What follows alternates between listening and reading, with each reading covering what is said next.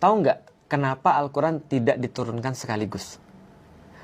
Jawabannya sederhana, di dalam Al-Quran sendiri dikatakan supaya setiap ayat yang turun punya makna bagi kalian.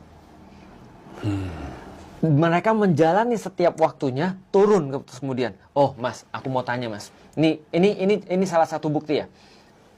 Antum ingat gak? Mas ingat gak di mana mas ketika 9/11? Ketika nonton kapal nabrak Menara Kembar. Ingat, lagi siaran kalau nggak salah. Lagi siaran, pakai baju apa ingat gak mas? Enggak. Atau sama siapa orang-orangnya? Ingat. Ada Steny, ada beberapa. Ya saya ingat. Saya ingat 2 momen itu. Tsunami sama 9/11. Karena mesti siaran pagi dan susah banget menghibur orang lagi kayak gitu. Aku ingat aku pakai baju apa. Aku bahkan masih ingat teman-temanku pakai baju apa. Karena itu momentum banget. Yang kedua, aku ingat pertama kalinya aku jatuh cinta sama Ummu Alila. Dia pakai baju apa, di mana, dan seperti apa. Berarti kita akan ingat peristiwa-peristiwa momentual. Pertanyaanku sederhana. Masih ingat gak 17 Juli 2021? Nggak ngerti kan? Nah, karena kita nggak menjadikan itu sebagai experience. Bagi sahabat, setiap ayat yang turun, itu adalah sebuah peristiwa yang mereka anchoring dalam diri mereka. Maka mereka benar-benar paham artinya. Nah, kalau mas tadi terus kemudian diasosiasikan dengan aku boleh nggak baca dengan sesuatu yang aku merasa relate dengan itu yang kita cari. Kalau aku akhir-akhir ini aku membaca tentang yang banyak aku baca. Inna a'toinakal kautsar fasholli li rabbika wanhar inna syani'aka wal abtar.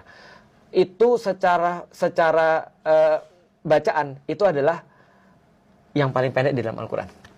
Jadi bukan Al-Ikhlas mas, itu yang paling pendek. Kenapa? Itu adalah ayat salah satu yang paling berat didapatkan oleh Rasulullah. Rasulullah itu punya 3 anak laki-laki, semuanya meninggal wafat. Dan ayat ini turun ketika wafatnya anaknya Rasulullah. Dan Rasul punya tetangga itu parahnya luar biasa. Jadi ketika anaknya wafat, maka mereka teriak-teriak, bangga, senang, seperti ada orang anaknya lahir. Bisa kebayang ya? Ini Abu Lahab nih tetangganya. Dia ketawa, syukurin, rasain, Muhammad terputus, Muhammad mandul. Kira-kira begitu. Bayangin ada orang lagi meninggal anak laki-lakinya, dan waktu itu diterusinnya oleh anak laki-laki. Sebelah rumah kita, teriak-teriak seperti itu, bilangin mandul, bilangin terputus, dan segala macam. Sementara dia lagi gendong anaknya meninggal.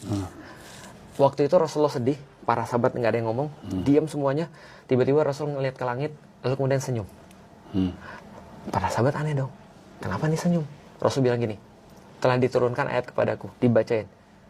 Inna a'toinakal kautsar, Inna a'toinakal kautsar, kata Allah, bukankah sudah aku kasih kepadamu telaga kautsar? Jadi gini mas ceritanya.